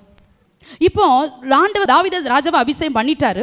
இது சவுலுக்கு தெரியாது. ஆனால் அவன் சுரமண்டலம் வாசிச்சுட்டு இருக்கிறான். தாவீதுக்கு சவுலுக்கு எப்பொழுதெல்லாம் பொல்லாத ஆவி வருகிறதோ அப்பொழுதெல்லாம் இவன் சுரமண்டலம் வாசிக்கிறான். இதுக்கடையில் ஒரு பெரிய இக்கட்டுக்குள்ள தேசம் போகுது. என்ன, கோலியாத் சவால் விட்டு நிற்கிறான். ஒத்தைக்கு ஒத்தை யாராவது வரீங்களா என் கூட? நம்மளும் அப்படிதான், கூட்டமாக போகணுன்னா போயிடுவோம். ஆனால் சிங்கிளாக போகிறது தான் நமக்கு பிரச்சனை. சிங்கிளில் தானே நிற்க தெரியாது. நிறைய பேர் நல்ல ஜெபம் பண்ணுவாங்க, நல்ல பாட்டு படிப்பாங்க, அது கூட்டத்தோடு. ஆனால் தனியாக பாட்டு படிச்சோன்னா ஐயோ எனக்கு பயமாக இருக்குது. இந்த மைக்கை ஒரு 2 நிமிஷம் கொடுங்க, அப்படியே கையை ஆடி சிலர் மைக்கெல்லாம் தொப்புன்னு கீழே போட்டுருவாங்க. இப்போ கோலியாத் என்ன கூப்பிட்றான்னா சிங்கிளாக என்கிட்ட வாங்குறான். சவுல் பயந்து அவன் எட்டியே பார்க்கல. அவன் கோலியாத்தை பார்க்கறதுக்கே அவன் பயந்து போய் அவன் அட்ரஸே இல்லாமல் எங்கேயோ ஒழிஞ்சுக்கிட்டான். இதுக்கடையில் 40 நாள் ஆயிடுச்சு. 40 நாள் அவன் கெரிச்சிக்கிட்டே இருக்கிறான். என் கூட யார் வாரான்னு கேட்குறாங்க. ஒருத்தன் கூட நான் வாரேன்னு சொல்லலை. ஏன்னா எல்லாம் ராஜா மாதிரியே சோப்லாங்கிகளாக இருக்குது. ஒன்றும் இல்லை, ராஜா சரி இருந்தால், தலைவன் சரியாக இருந்தால் தானே இப்போ தேசம் சரியாக இருக்கும். இப்போ ஒன்றுமே இல்லைன்னா ஒன்றும் கையை வைத்த மாட்டேக்கி நான் போகிறேன் சொல்ல மாட்டேக்கி. எதிர்பாராமல் வந்த தாவீது நான் வந்ததற்கு ஒரு முகாந்திரம் இல்லையோன்னு சொல்லி வந்த தாவீது சொல்கிறான், இவன் நிமித்தம் யாருடைய இருதயமும் கலங்க வேண்டாம், நான் போகிறேன், என்ன அனுப்புங்க, எனக்கு ராஜ வஸ்திரம் வேண்டாம், எனக்கு சவுலுக்குள்ள ஆயுதம் வேண்டாம், நான் என்னைக்கும் போலே மேப்பருக்குரிய வஸ்திரம் போடுறேன். ஆற்றுக்கு ஓடுறான், 5 கூழாங்கல்ல பைத்தியக்கார மாதிரி எடுக்கிறான். இராணுவங்களின் தேவனை நம்பி ஓடுனானே தேவனுடைய பிள்ளையே, அவன் சொன்ன ஒரு வார்த்தை என்னை சிந்திக்க வைத்தது. இவன் நிமித்தம் ஒருவனுடைய இருதயம் கலங்க வேண்டுவதில்லை யார் சொல்வா? அபிஷேகம் பெற்ற தேவ பிள்ளை மாத்திரம் சொல்லும். கலங்கி போய் வந்திருக்கிறாயோ தேவ பிள்ளையோ, யாரோ உன்னை கலக்கினார்களோ, சில பெலிசிய கிரிகள் உன் குடும்பத்தில் நடமாடி கொண்டிருக்கிறதோ, சில பெலிசிய வல்லமைகள் உன் மேலே ஆதிக்கம் கொண்டு நிற்கிறதை பார்க்கிறாயோ, ப்ளீஸ் தேவனுடைய வார்த்தையை தைரியமாய் சொல்லுகிறேன், யார் நிமித்தமும் உங்க இருதயம் கலங்க வேண்டாம். அபிஷேகம் உங்க சிரசின் மேல ஊற்றப்பட்டிருக்கும் போது உங்களை கலங்கினவர்களை நீங்கள் கலங்க பண்ணுகிற நாட்கள் வரும். நீ உங்களை யாரெல்லாம் கலக்குறாங்களோ அவங்கள ஒரு நாள் நம்ம கண்ணை விட்டு கையை வச்சு கண்ணை கலக்கிறத சொல்லலை, உங்க மேல அபிஷேகம் ஊற்றப்பட்டதை பார்த்து தன்னால இருதயம் கலங்கி போவான். ஐயோ இந்த அம்மாவுக்கு விரோதமா பேச முடியாது, இந்த ஐயாவுக்கு விரோதமா பேச முடியாது அப்படின்னு சொல்லி ஓடி போவான். இதுக்கு ஆதாரமா யாக்கோபை சொல்றேன். தாய் மாமா தான் லாபான், பேச விட்டாரா? உடல. போகும்போது எச்சரித்து அனுப்புறாரு, நீ பேசிருவியோ யாக்கோபிட்ட, நன்மையே அன்றி தீமை பேசாதன்னு எச்சரித்து அனுப்புறாரு. தாய் மாமாவையே லாபானாகிய தாய் மாமாவையே யாக்கோபிட்ட பேச விடலைன்னா நம்மளை போகிறவன் வாரவன் நின்னவன் தடுக்கி விழுந்தா செத்து போயிடுவான் அவன்லாம் பேசிக்கிட்டு இருக்கிறான்னா நம்ம இன்னும் அபிஷேகத்தில் எவ்வளோ புதுப்பிக்கப்படணும்னு விரும்புகிறீங்க? அப்போ இவன் சொல்கிறான், இவன் நிமித்தம் யாரோட இருதயமும் கலங்க வேண்டுவதில்லை அப்படின்னு சொல்லி என் தேசத்தை இவன் கலக்கிறானா? இந்த ஒரு கோலியாத்து நிமிஷம் என் சமஸ்த இஸ்ரவேலும் கலங்கி இருக்குதா? அப்போ நான் கலங்க விட மாட்டேன், நான் போவேன்னு சொல்லி முன்னேறி போகிறான். எதை வச்சு போனா? 5 கல் அடப்பு பையில், 1 கல் கையில். எனக்கு அதை வாசிக்கும் போது ஆச்சரியமாக இருக்குது. ஏன் தெரியுமா? இங்கே கல் இப்படி விழுந்துச்சுன்னா கீழே தானே விழுந்திருக்கணும். வேதம் தெளிவாக சொல்லுது, கல் விழுந்து பதிஞ்சிருச்சான். ஏன் அவன் தெருவில் இருக்கிற கல் எடுக்கல, ஆற்றங்கரையில் உள்ள கல் எடுத்தான்? அது தண்ணி பட்டு அது சேஃபாகி உருண்டு இருந்துச்சு, சேஃபான கல். அதனால இந்த கல்லு தான் கோலியாத்துக்கு மண்டையை பிளக்க முடியும்னு அவனுக்கு தெரிஞ்சதுனால தெருவில் இருக்க கல்லை எடுத்துட்டு ஓட, நம்மனா தெருவில் இருக்க கல்லை எடுத்துட்டு ஓடிப்போம். சபையாகிய ஆற்றண்டைக்கு ஊற்றண்டைக்கு ஓடி வந்து இங்கு விதைக்கப்படுகிற வசனமாகிய கல் எடுத்து இருதயமாகிய அடப்பையில் போட்டு வைங்க. திரும்ப திரும்ப ஒரு வார்த்தை உங்களுக்கு நேரம் வந்துட்டே இருக்கும். ஒரு வசனத்தை நீங்கள் நினச்சிட்டு வந்திருப்பீங்க, நாங்கள் பேசுவோம். நீங்கள் நினச்சிட்டு வந்திருப்பீங்க, வர்ற ஊழியக்காரங்க அதையே பேசுவாங்க. நீங்கள் நினச்சிட்டு வந்திருப்பீங்க, அதே எங்கள் பாடலாக பாடுவாங்க. அப்படின்னா அதுதான் நீங்கள் அடப்பையில் போட்டு வைக்கிற கல்லுன்னு எடுத்து நேரத்தை வேஸ்ட் பண்ணக்கூடாது. எடுத்து இருதயமாக அடப்பையில் போட்டு வச்சுக்கிடணும். நிற்கும்போது, நடக்கும்போது, உட்காரும்போது, எழும்பும்போது பைத்தியக்காரத்தனமாக அந்த வசனத்தை அறிக்கையிடணும். ஏன்னா அது தண்ணிப்பட்டு வெள்ளங்கள் மோதி புயல்கள் வந்து அந்த கல் அப்படியே சேஃபாக இருக்குது. அவன் அதை எடுத்துகிட்டு ஓடுறான். ஏன் தெரியுமா? கலங்க பண்ணுகிறவனை நான் கலங்க பண்ணுவேன். இவனா எங்கள் தேசத்தை கலங்க பண்ணுறான், ராஜா இது ராஜாவே கலங்கி போயிருக்கிறாரா, நான் கலங்க பண்ணுவேன்னு ஓடுனா. ஏன் தெரியுமா? உள்ள கொம்பின் அபிஷேகம் இருக்குது. கர்த்தருடைய பிள்ளைகளே, நேரமாயிட்டு சுருக்கமாக சொல்லி முடிக்கிறேன். இந்த கொம்பின் அபிஷேகம் உன் மேலே ஊற்றப்பட்டிருக்குமானா நீ கலங்க பண்ணணும். யாரை? சத்துருக்களை கலங்க பண்ணணும். சத்துருக்களை கலங்க பண்ணணும். சத்துருக்களை கலங்க பண்ணணும். யாரோடு கலக்கத்தோடு வர்றாங்களா?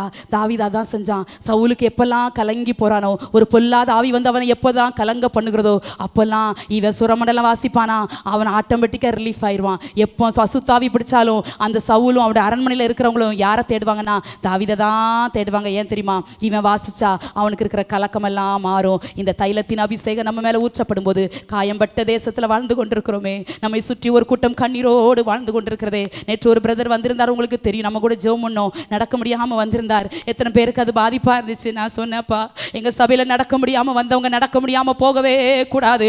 முடவனும் மானை போல துள்ளி குதிப்பான் என்று சொல்லப்படுகிறது போல ஆண்டவர் அப்படிப்பட்ட ஒரு கிருபை எங்களுக்கு தரணும். ஆண்டவரே ராஜா, இந்த இடம் பெதஸ்தாவா மாறணும், இது ஒரு பெத்தேலா மாறணும்.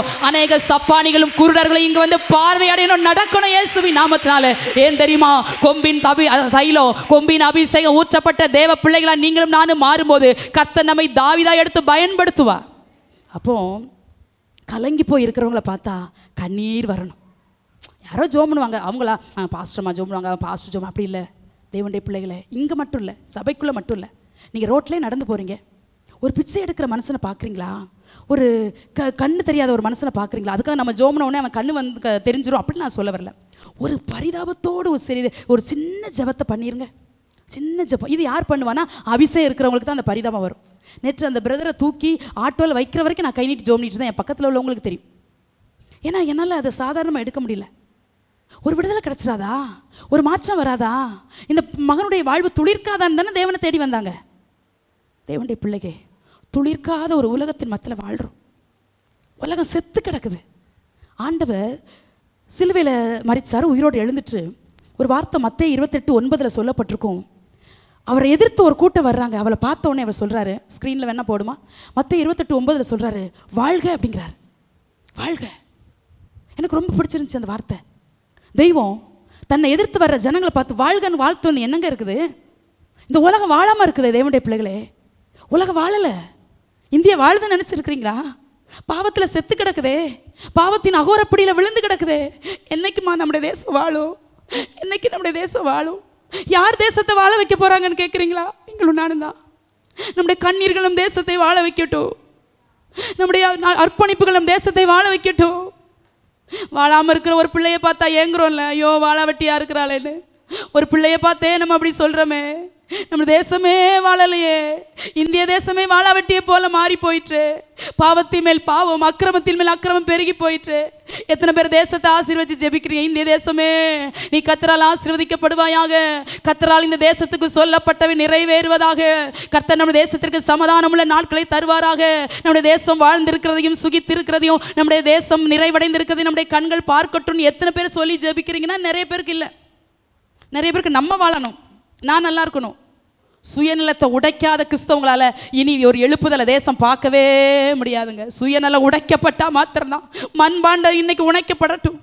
மண்பானம் இன்னைக்கு உசையம் என்கிற மண்பாண்டத்தை உடைச்சிட்டு போங்க இயேசுவின் நாமத்தினால. தேசம் நிச்சயமாக எழுப்புதலை பார்க்கும். அவன் தான் வாழணும்னு நினைக்கல தாவீது. ஐயோ கோலியாத்தை பார்த்தாலே பயமாக இருக்குதே, அம்மா இவ்வளோ பெருசாக தெரியாமல் சொல்லிட்டனே, தெரியாமல் வாய் திறந்து நான் போகிறேன்னு ஒரு ஏதோ ஆர்வ கோளாறுல சொல்லிட்டனே, உள்ள ராஜரிக அபிஷேகம் இருக்குன்னு சொல்லிட்டனே அப்படின்னு அவனை பார்த்துட்டு பின்னோக்கி வரலை. அவன் சொல்கிறான், அங்கே தூரத்தில் வரும்போதே நீ நான் என்று சொல்லுகிறான். ராஜ அபிஷேகம் பெற்றவனுக்கு நிந்தையான வார்த்தை முதலாய் கடந்து வருகிறது. அவனை நான் என்று நிந்தித்தாதே. மனுஷனுடைய வார்த்தை அவன் வந்து சோர்ந்து போகாதபடி கல்லை கொண்டு ஒரு வார்த்தை சொல்லுகிறான். நீ நிந்தித்த இராணுவங்களின் தேவனாகிய கர்த்தருடைய நாமத்தில் உண்டத்தில் வருகிறேன் என்று சொன்ன போது 5 கல்லுக்கு ஆண்டவர் வேலையே வைக்கல. ஒரே கல்லுல கோலியாத்து மல்லாக்கவுல முகங்குப்புற விழுந்தான். சில சத்துருக்கொண்டே கிரிகள் முகங்குப்புற விழும், சில விக்கிரக ஆவிகள் முகங்குப்புற விழும். எப்பொழுது தைல கொம்பினால் அபிஷேகம் பண்ணப்பட்ட தேவ பிள்ளைகள் மூல விழ வேண்டியது விழும், பலவீனங்கள் விழும், சாபங்கள் விழும். ஓ சரித்திரம் மாறும். இனி ஓ சரித்திரம் மாறும். தேவ பிள்ளையே மாற்றி எழுது உன் அகராதிய ரிகதர பலகதன தரபோல் சந்தரகதனா ரிகதன. இந்த வார்த்தை பிரசங்கிக்கும் போதே அநேகர் மேல தைலத்தின் அபிஷேகம் ஊற்றப்படட்டும். அநேகரை கர்த்தர் விடுதலை விடுதலைக்குள்ளாய் கொண்டு வருவீராக. இனி கலங்க வேண்டிய அவசியம் இல்லை. நீ அநேகரை நீங்க கலங்கி கொண்டிருக்கிற சுகமாக்குகிற நாட்கள் வரும். உன்னை கலக்கப்படுத்தி நீ கலங்க வைக்கிற நாட்கள் வரும்.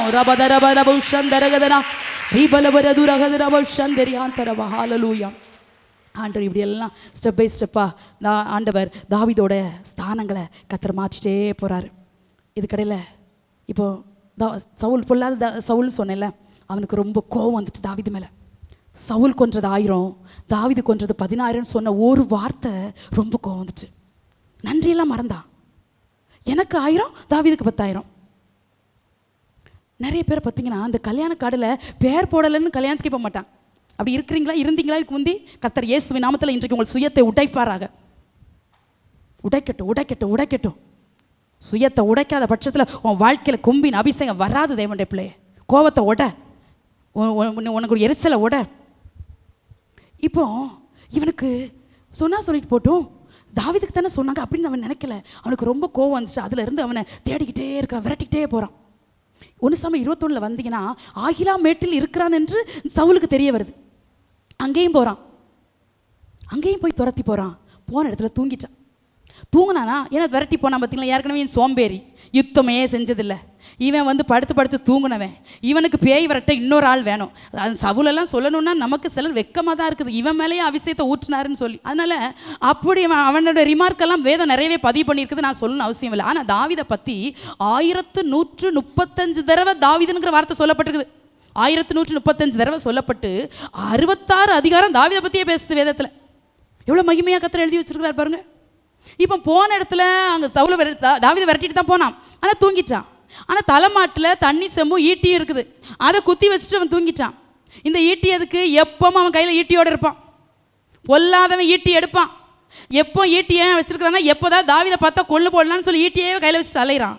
ஆனால் தாவீதுக்கு ஒரு சந்தர்ப்பம் வந்தபோது அந்த ஈட்டியும் அந்த தண்ணீர் சம்பையும் தன்வசமாக எடுத்துட்டான். இப்போ தாவீது மலையின் அந்த பக்கம் நிற்கிறான், சவுல் மலையின் இந்த பக்கம் நிற்கிறான். அப்போ அவன் சொல்லி தாவீது பேசுகிற சத்தத்தை கேட்டு சொல்கிறான், சவுல், என் குமாரனா ஏ தாவீதே, நீ ஆசீர்வதிக்கப்பட்டவன், நீ மேன்மேலும் பலப்படுவாய், நீ பெரிய காரியங்களை செய்வாய் என்று சொல்லி அவனை வாழ்த்துறான். சத்துரு 1 Samuel 26-25 வாசித்தோன்னா அவன் சத்துரு அவனை வாழ்த்துறான். நீ ஆசீர்வதிக்கப்பட்டவன், நீ பெரிய காரியங்களை செய்வா, நீ மென்மேலும் பலப்படுவா. எப்படிங்க அவனால் வாழ்த்த முடிச்சு? உள்ள அபிஷேகம் இருந்துச்சுன்னா நம்மளை நம்மளை உதாசீனப்படுத்துறவங்க, நம்மளை அவமானமாக நினைச்சவங்க எல்லாரும் நம்மளை வாழ்த்துற மாதிரி கர்த்தர் பேச வைப்பாரு, அடையாளப்படுத்தி நிற்க வைப்பாரு. ஏன்னா உள்ள ஒரு அபிஷேகம் இருக்குது. நம்மளை ஒருத்தங்க அவமானமாக நினைச்சாங்கன்னா அபிஷேகத்தை அவமானப்படுத்துறாங்கன்னு அர்த்தம். நம்மளை ஒருத்தங்க அவமானமாக நினைச்சாங்கன்னா அபிஷேகித்தவரே அவமானப்படுத்துறாங்கன்னு அர்த்தம். அப்பா அதுக்கு விட்டு கொடுக்கவே மாட்டாரு. இப்போ தாவீதுடைய வாய்கள் சொல்லுகிறது, தாவீதே, என் குமாரனாகிய தாவீதே, நீ ஆசீர்வதிக்கப்பட்டவன். சபையாகிய தாவீதின் கூட்டமே, நீங்கள் ஆசீர்வதிக்கப்பட்டவர்கள். நீங்கள் பெரிய காரியங்களை செய்வதற்காக கர்த்தர் உங்கள் அந்த நாட்களிலே அபிஷேகத்தை கர்த்தர் உங்கள் மேலே ஊற்ற விரும்புகிறார். நீங்கள் மேன்மேலும் பலப்படுவீர்கள். நீங்கள் மேன்மேலும் பலப்படுவீர்கள். உங்களை நிந்தித்த பல சத்துருக்களுக்கு முன்பதாக நீங்கள் அடையாளப்படுத்தப்படும் போது அநேகர் உங்களை பார்த்து சொல்வார்கள், நீங்கள் கர்த்தரால் ரட்சிக்கப்பட்ட ஜனம், இஸ்ரவேலே நீ பாக்கியவான், கர்த்தரால் ரட்சிக்கப்பட்ட ஜனமே உனக்கு ஒப்பானவர் யார்? உன் சத்துருக்கள் உனக்கு இச்சகம் பேசி அடங்குவார்கள், நீ அவர்கள் மேடுகளை மிதிப்பார். ஏன் தெரியுமா? அநாதி தேவனே உனக்கு அடைக்கலம், அவருடைய நித்திய புயங்கள் உனக்கு ஆதாரமாய் கொடுக்கப்பட்டிருக்கிறது. ஹல்லேலூயா. இது எல்லாருக்கும் வராது. அபிஷேகம் உள்ளவங்களை கர்த்தர் அடையாளப்படுத்தி எப்படி அவர் ஸ்தானத்தை மாற்றிட்டே போறாரு. இப்போ 1 Samuel 30-20 வாசிக்கிறோம், தாவீதின் கொள்ளை என்று வாசிக்கிறோம். எல்லாத்தையும் திருப்பிக்கிட்டான், இழந்து போனான். சிக்லாக்கில் வந்தபோது சிக்கல்ல மாட்டிக்கிட்டான். தாவீது சிக்லாக்கில் இருக்கிறான், அவன் ஒரு பெரிய சிக்கல்ல மாட்டிக்கிட்டான். இருக்கிறவங்க எல்லாம் சொல்லுது, நாங்களும் தாவீது மேலே கல்லை எரிஞ்சு போட்டு பார்ப்போம் அப்படிங்க. கல்லறி இருக்கிறதுக்குனே நம்ம கூட ஒரு கூட்டம் வருங்க. ஊழியம் செய்கிற நானும் அதை அனுபவித்து பேசுகிறேன். கல்லுன்னா வெளியே இருக்க கல் எடுத்து எறிய வார்த்தையாக கல்லை எரிஞ்சிட்டே இருப்பாங்க. எரியட்டும், பெரிய கல்லை கூட தூக்கி எரியட்டும். ஒரு பாச சொல்ல, திட்ட திண்டுக்கல், பேச பெரிய கல், வைய வைரக்கல், பேசட்டும். எத்தனை கல்லையும் தூக்கி போட்டு அவனுக்கு தான் கை வலிக்க போகுது. நம்ம மண்டையில் பட்டாதானே? மண்டையில் தான் அபிஷேகம் இருக்குதா? எப்படி கல் மேலே படும்? படாது. ஒரு சேதம் உனக்கு வராது. உன் சத்துருக்கள் உன் எல்லைக்குள்ள நடமாட மாட்டாங்க. உன் பிள்ளைகளை தொட முடியாது, உன் சரீரத்தை தொட முடியாது, உன் ஆசீர்வாதத்தை தொட முடியாது. அப்படி தொட்டிருந்தாங்கன்னா இழந்ததை திருப்பிக் கொள்கிற நாட்கள் வரும். இது தாவீதின் கொள்ளை என்று அறியப்படும். ஒன்றுக்கு மேலே அதிகாரம் இல்லை. சத்துருக்கு அதிகாரம் இருக்குன்னு நினைக்கிறீங்களா? ஐயோ, அதை எடுத்துருவானோ, இதை எடுத்துருவானோ, அப்படி செஞ்சிருவானோ, இப்படி செஞ்சிருவானோ. நோ. சத்துருக்கு பயப்படாதீங்க. ராஜநடை நடக்கணும். அபிஷேகம் உள்ளே இருக்கு. அனலா எழும்பணும். தேசங்களுக்காக திறப்பில் நிற்கணும். ஜெபிக்காமல் ஒரு நாளை தூங்கக்கூடாது. ஜெபிக்காமல் முடிக்கக்கூடாது. வைராக்கியமாக எழும்ப வேண்டிய நாட்கள். தேசம் திறந்து கிடக்குது. கர்த்தர் தாவீதை உள்ளே அனுப்ப போகிறாரு. சவுல் அல்ல, சவுல் சாப்டர் முடிஞ்சிச்சு. நம்ம தாவீது சவுலுக்கு சாவு மணி அடிக்க வேண்டிய நேரம் வந்தாயிற்று. சவுல் கில்போவா மலையில் வெட்டுண்டு போட்டோம். யாரை சொல்கிறேன்னு தெரியும். சவுலுக்கு இன்னும் யாரை மறைமுகமாக சொல்லிகிட்டு இருக்கேன்னு ஆவியில் இருக்கிற பிள்ளைங்க தெரியும். நான் பேர் சொல்ல விரும்பலை. அடையாளம் தெரியாமல் போட்டோம். மலர்ந்தே தீரும்னு சொல்கிறானோ, நான் சொல்கிறேன் எழுப்புதல் மலர்ந்தே தீரும். சிலுவை கொடி பறந்தே தீரும். ராஜா தேசத்தில் வாசம் பண்ணியே தீருவார். ரகதரபல சந்தரகதனா. இந்த ஆசீர்வாதம் தேசங்களுக்குள்ள பாயட்டும். இந்த அபிஷேகம் தேசங்களுக்குள்ள பாயட்டும். ஓ இந்திய தேசமே, சபையாராய் உன்னை நாங்கள் ஆசீர்வதிக்கிறோம். ரகதலபரபோ ஷதரகதரரியாந்தரமனமா. நாம் ஒரு தாவீது. மறக்கவே கூடாது. இதே வைராக்கியத்தோடு வீட்டுக்கு போகணும். ஜெபம் முடிஞ்சோடனே யாராவது வியாதி, தலைவலி, கால்வலி, வயிறு வலின்னு யாரும் பாஸ்டர்ட்டு ஆண்டி ஜோமில் வரக்கூடாது. சுகமாக்கி கொண்டே இருக்கிறார். தைலத்தின் அபிஷேகம் விழ விழ விழ விழ உன் சரத்தில் மாறுதல்கள் வந்து கொண்டே இருக்கும். ரகதரபல சந்தரகதனா. உச்சன் தலை முதல் உள்ளங்கால் இருக்கிற வியாதிகள் இயேசுவின் நாமத்தில் மறைகிறது. உள்ளாக வெளியாக மறைந்திருந்து போராடின சில பலவீனத்தின் கிரியைகள் உடைக்கப்படுகிறது. ரகதரதரபோ ரேகதனமோ சந்தரகதன் யாரகத்துனா அதனால பசமாக தண்ணி கொண்டு வந்திருக்கேன். ஜோம்னி தாங்க என்ன கொண்டு வந்திருக்கேன் அப்படிலாம் வரக்கூடாது. இன்னும் வரக்கூடாதுன்னா உங்களுடைய விசுவாசத்தை வர்த்திக்கிறதுக்காக நான் சொல்கிறேன். ஆண்டவர் ஆல்ரெடி நமக்கு உயிர்த்தெழுந்து எல்லா ஆசீர்வாதத்தையும் கத்த நம்முடைய கையில் தந்துட்டாரு. இது விவரமாக சொல்ல நேரம் இல்லை. இழந்தது திரும்ப வருகிற தாவீதுக்கு. இழந்து போயிருக்கிற சுகம் திரும்ப வரும். சமாதானம் திரும்ப வரும். ஒருமனம் திரும்ப வரும். வருமானங்கள் திரும்ப வரும். பொருளாதார சீரழிச்சு போயிடுச்சா, உங்கள் பொருளாதாரத்தில் ரொம்ப தேக்க நிலைமை இருக்கிறா, திரும்ப வரும். கடைசியாக ஒரு வசனத்தை சொல்லி முடிக்கிறேன். 2 சாமுவேல் புஸ்தகம் 3ஆம் அதிகாரம் 1ஆம் வசனம். சவுலின் குடும்பத்துக்கும் தாவீதின் குடும்பத்துக்கும் நெடுநாள் யுத்தம் நடந்தது. தாவீது வர வர பலத்தான், சவுலின் குடும்பத்தாரோ வர வர பலவீனப்பட்டு போனார்கள். இதில் வாசிக்கிறோம், தாவீது வர வர பலத்தான். ஓ மகிமையுள்ள அந்த வார்த்தைக்காக என் தேவனை ஸ்தோத்திரிக்கிறேன். அபிஷேகம் பண்ணினவர் உண்மையுள்ளவர். அழைத்தவர் உண்மையுள்ளவர். அபிஷேகத்தை உள்ள போட்டவர் உண்மையுள்ளவர். அந்த அபிஷேகம் தாவீதுக்கு பற்றி எரிந்து கொண்டே இருந்தபடினாலே எவ்வளவு அழகாய் வேதம் சொல்லுகிறது. ஒன்று நெகட்டிவாக சொல்லுது, ஒன்று பாசிட்டிவாக சொல்லுது. தாவீது வர வர வர ஸ்டெப் பை ஸ்டெப்பா, டே பை டே அவன் பலத்து கொண்டே இருந்தான். ஆனால் சவுலை குறித்து நெகட்டிவாக எழுதப்பட்டிருக்குது. சவுலின் குடும்பத்தார் பலவீனப்பட்டு போனார்கள். நீங்கள் சவுலின் கூட்டமா, தாவீதின் கூட்டமா, தைல குப்பியின் கூட்டமா, தைல கொம்பின் கூட்டமா? உங்களையே நீங்க ஆராய்ஞ்சு பாருங்க. இனி நீங்களும் நானும் வர வர வர வர நாளுக்கு நாள், மாதத்துக்கு மாதம், வருஷத்துக்கு வருஷம் பலக்கிற மாசம். எல்லாத்துலேயும் சரீரத்தில் இருக்கிற ஆரோக்கியத்தில், வருமானத்தில், நம்முடைய குடும்பத்தின் வளர்ச்சியில், பிள்ளைங்க தலையெடுக்கிறதுல எல்லாத்துலேயும் ஒரு பலன் உண்டாகும், ஒரு பெருக்கம் உண்டாகும், ஒரு ஆசீர்வாதம் உண்டாகும், ஒரு செழிப்பு உண்டாகும், ஒரு நன்மை உண்டாகும். ஏன் தெரியுமா? தாவீது வர வர பலத்தான். அப்படி பலக்கும் போது சவுலின் குடும்பத்தார் ஆட்டோமேட்டிக்காக பலவீனப்பட்டு போனா. கர்த்தரை நல்லா ஆராதிக்கிறீங்களா? இந்த உலகத்தை அனுபவிக்கிறதுக்கு கர்த்தர் உங்களுக்கு சில சந்தர்ப்பங்களை தேடி வந்து கொடுப்பாரு. தேவனுடைய பிள்ளைகளே, கர்த்தருக்காக உண்மையா நில்லு, உத்தமமா நில்லு. எந்த சூழ்நிலையும் நீ விட்டுறாத. கர்த்தர் உன்னை உயர்த்திட்டே போவார். விசுவாசிகளே சிலர் உன்னை பார்த்து பொறாமப்படுவாங்க. சொந்த பந்தமே உன்னை பார்த்து பொறாமப்படும். ஆனால் உனக்கு மட்டும்தான் தெரியும், உனக்குள்ள இருக்கிற வைராக்கியம் தான் உன்னை உயர்த்திச்சுன்னு தெரியும். அதனால வைராக்கியமா இருக்கிறீங்களா? கர்த்தர் உன்னை உயர்த்துவார்மா. கர்த்தர் உன்னை உயர்த்துவார். உன் சிறையிருப்பின் வஸ்திரங்கள் கிழிக்கப்படும். அடிமைத்தன வஸ்திரம் கிழிக்கப்படும். உனக்கு ராஜ வஸ்திரத்தை கர்த்தர் உனக்கு கொடுப்பார். ஏன் தெரியுமா? நீ கர்த்தருக்காக வைராக்கியமா இருந்தியே, நிந்தையிலும் வைராக்கியமா ஓடினியே, பலவீனத்திலும் வைராக்கியமா இருந்தியே. உன் வைராக்கியத்தை மறப்பாரோ? ரப லபௌஷதரகதன மரியாந்தரா. வைராக்கியத்தை மட்டும் மறக்க மாட்டாருங்க. ரொம்ப பிடிக்குது அப்பாவுக்கு வைராக்கியத்தை. இது தாவீதி நாட்கள். நாங்கள் வர வர இது பலக்கிற நாட்கள். எங்கள் சபை பெருகுகிற நாட்கள். எங்கள் சபை கனி கொடுக்கிற நாட்கள். எங்கள் சபை விசாலமாகிற நாட்கள். எங்கள் சபை இன்னும் மேன்மைப்படுத்துகிற நாட்கள். இனி நாட்கள் வரும்போது, இனி காலங்கள் வரும்போது இங்க நடக்கிறதுக்கு பாதை இருக்காது. நடபாதையில் ஜனங்கள் இருப்பார்கள். 4 வாசல்கள் ஜனங்கள் இருப்பார்கள். இங்க கூட ஜனங்களை உட்கார வைக்க வேண்டிய நாள் வரும். இயேசுவின் நாமத்தினால தாவீதின் கூட்டங்கள் சபையில எழும்பட்டும். தாவீதின் கூட்டங்கள் எழும்பட்டும். வர வர பலப்பாய். தேவ பிள்ளையே, நீ பலவீனப்பட்டு போக மாட்டாய். நீ தலை குனிந்து நடக்க மாட்டாய். நீ ராஜ நடை நடக்க அபிஷேகப்பட்டால் எல்லாரும் அப்படியே எழும்பி நிற்கலாம்.